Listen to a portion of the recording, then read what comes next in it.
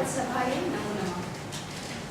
Respected Chairperson, Dr. Shrii, Professor Ramkrishna, Dr. B.N. Bajaj, Devotee of Shrii Ananda, Shrii Anandamurtijii. I express my sincere thanks to the Department of Sanskrit, University of Mumbai and Renaissance University Mumbai for giving me an opportunity to present a paper on literary meaning of Ananda Sutras composed by Shrii Anandamurtijii. Ananda Sutram, as the name depicts, is a treatise comprising 85 aphorisms unveiling the philosophy of Shrii Anandamurtijii. The name of the said work is apt also because it explains the philosophy of Ananda Marga propounded by revered Shrii Anandamurtijii. The word Ananda means the highest and eternal bliss experienced subjectively. It is the ultimate goal of life. The word Sutra literally means thread. Ananda Sutram therefore is the work which strings the jewels of tenets of the Ananda Marga philosophy propounded by Shrii Anandamurtijii in a single thread. As Vedanta Vakya Kusuma Grathanarthatvarti Sutranam, we can say that Ananda Vakya Ratna Grathanar hi Ananda Sutranam. As Avadhutika Ananda Mitra Acharya, who has composed a commentary on the said work, rightly points out in the preface, Ananda Sutram is a book of divine bliss and a nature of reality. It is the most essential and seminal of the many works of Shrii Anandamurtijii. It is mentioned in the publisher's note of the work Ananda Sutram that Shrii Anandamurtijii dictated the original Ananda Sutram in Bengali to close devotees in a series of night sessions in 1961. Devotees wrote these sutras in the light of candle. It was first published in 1962, containing Sanskrit sutras following an explanation in Bengali. Later it was translated in Hindi, Spanish, Chinese and other languages. The sutra style has been accepted from ancient times, especially by the founders of different schools of philosophy for composing the fundamental works of their respective schools. The same form has been utilized by the author for composing the book, which comprises of fundamental tenets of the Ananda Marga philosophy, obviously because, as the famous Sanskrit definition of word sutra states, sutra is short, grammatically flawless, clear as far as meaning is concerned, and mainly easy to be remembered. Structure of the work. The work contains 85 aphorisms which are divided into 5 chapters. The names of chapters are not mentioned in Ananda Sutram, but in commentary of Anandamitra Acharya, the names are mentioned. The first chapter having 25 sutras is Brahma Chakra. Chapter 2 is Dharma and Nature of the Universe. Chapter 3, Mind and Sadhana. Chapter 4, Kundalini. And Chapter 5, Sociology, History, Economics in the light of philosophy and spirituality. Content of the work Ananda Sutram. The very first chapter deals with the concept of Brahman, the ultimate reality, which according to Ananda Marga is Shiva combined with Shakti. Ananda Marga teaches the philosophy of absolute monism. It believes that the supreme principle is one and only one, but has two aspects, namely Shiva, the cognate principle, and Shakti, the operative principle. These two are inseparable units. Vagatha viva samprukto vagatha pratipattaye. Sanskrit scholars will immediately remember these lines of Kalina. But Shakti, the Prakriti, is dependent on Shiva, the Purusha. Purusha Shiva is the all-pervading entity and is the material as well as efficient cause of the world. Prakriti Shakti is the secondary efficient cause. Prakriti forms a linking force between the material and efficient cause. The role of Purusha is foremost in all the spheres. Purusha authorizes Prakriti to work in the process of evolution. Prakriti is a blind force of energy while Purusha is the pure consciousness.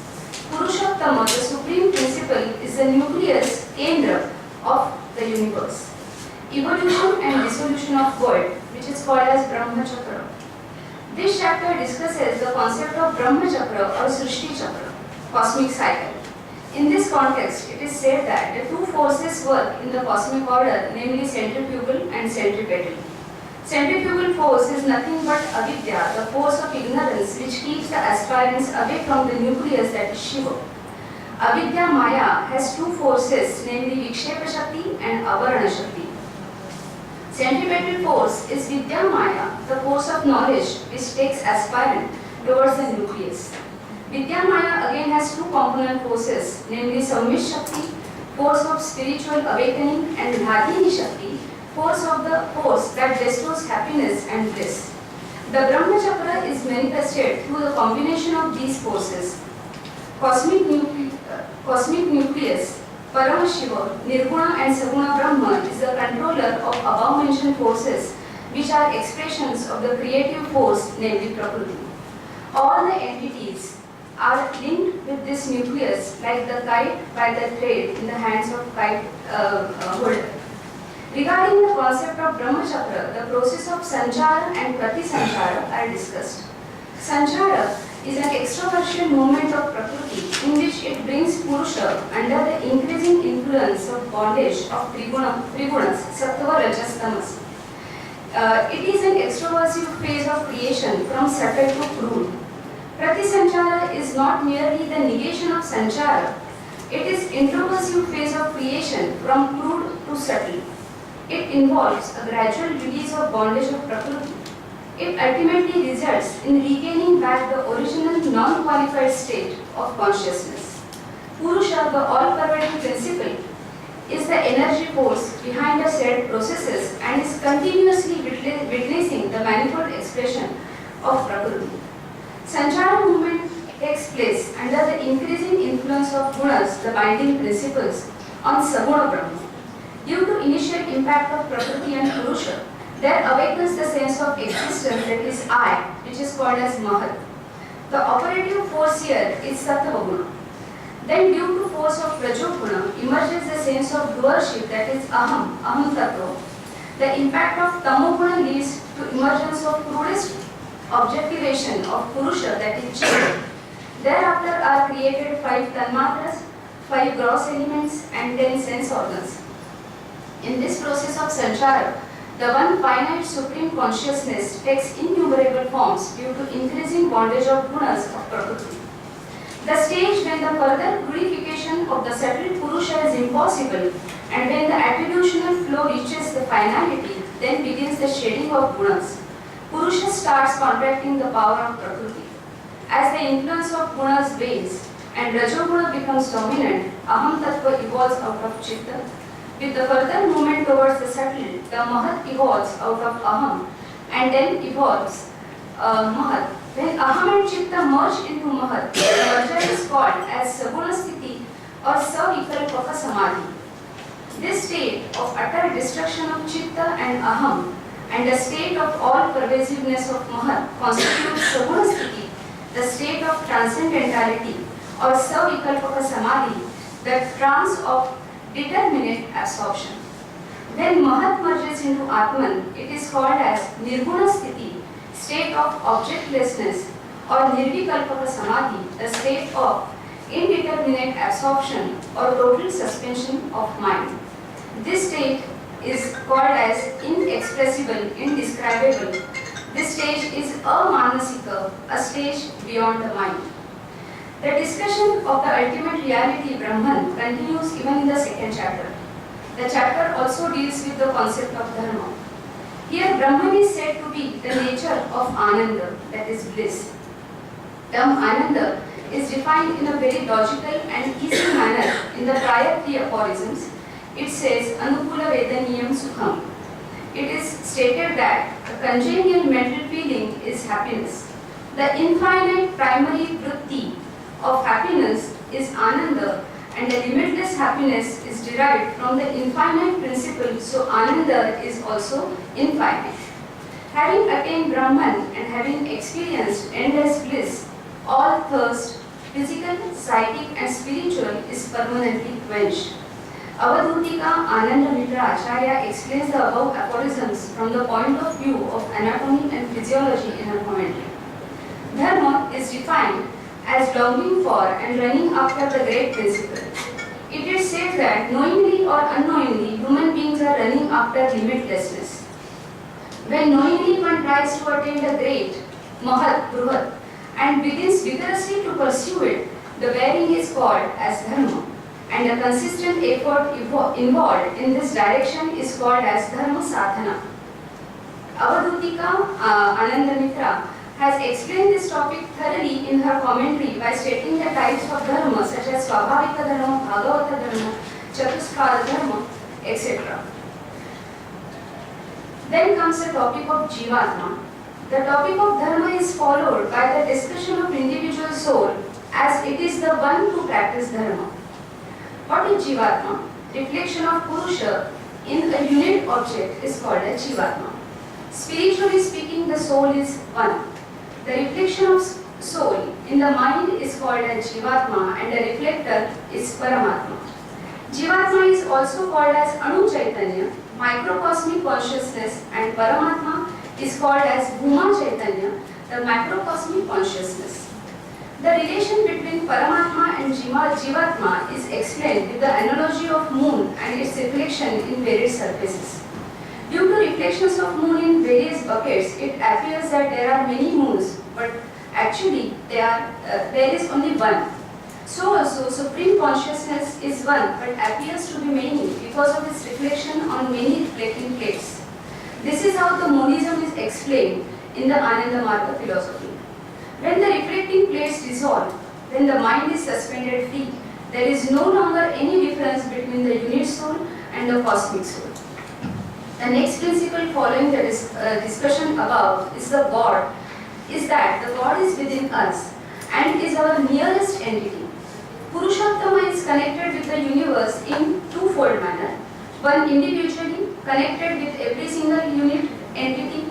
This association of his is named as Ota Yoga in this philosophy, and his association collectively is called as Prota Yoga. Nature of the universe. The universe is created from the Saguna Brahma and not from Nirguna Brahma. The pure consciousness creates the universe with the help of three gunas of Prakriti. Saguna Brahma controls gunas, therefore he is called as Gunadhisha. Saguna and Nirguna Brahma are not the two different entities. Saguna Brahma is like a frozen iceberg in the ocean of Nirguna Universe is the reflection in the omniscient Purusha. Brahman is the ultimate truth and universe is also the truth but relative. This is very much similar to Kevaladvaita philosophy. One cannot deny the changes that are perceived apparently on the body of Brahma under the influence of gunas. At the same time, no one can say that the changes are eternal truth. They are relatively true. The concept of karma very simply explained in a very simple manner. There is neither heaven nor hell. When a person does a virtuous act and enjoys fruits thereof, the environment around him or her is known as heaven and vice versa. Concept of Panchakosha. The third chapter discusses the topic of mind and sadhana. The discussion opens with the concept of Panchakosha. Anandamurtijii philosophy believes that there are 5 koshas, layers of mind, namely Kamamaya kosha, that is conscious mind, Manomaya kosha, subconscious mind, Atimanasa kosha, supermental mind, Vijnanamaya kosha, subliminal mind, and Hiranyamaya kosha, subtle causal mind. All the 5 koshas are collectively called as Sukshmadeva, the supra-causal body. The essence of all these koshas at the very core of being is Atman. Annamaya kosha, composed of 5 fundamental elements, is a property of Sanchara process and it is known as Sthuladeva, physical body. As in the case of planting flower, subtle things are observed and understood only after removing the crude part of these koshas. There are 4 states of consciousness depending upon which the layers of mind are active. They are as follows: waking, dreaming, dreamless sleep, and death. Liberation. By intense desire for liberation, one attains Sadguru. Brahman indeed is the Guru as it directs one to the path of emancipation through the media of different receptacles. Obstacles in the path of realization are indeed the helping forces that establish one in the goal. Prayer and ritualistic worship is considered as the cause of confusion in this philosophy. According to Anandamurtijii, devotion is ideation on God and not flattery of God or ritualistic worship. The fourth chapter explains the Tantric theory of creation. Prakriti manifests herself in and through the cosmic order as Shivani, which is a pre-evolutionary stage, Bhairavi, stage of creative expression, and Bhavani, the last stage of expression, which is static in nature. By her impact, the infinite consciousness becomes crudified.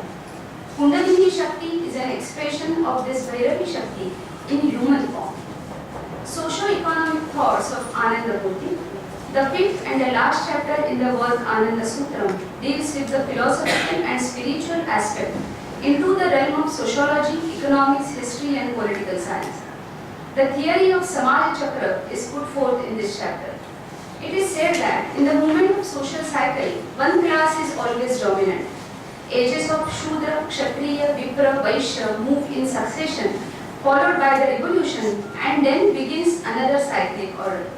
In this manner, Samaj Chakra continues to rotate.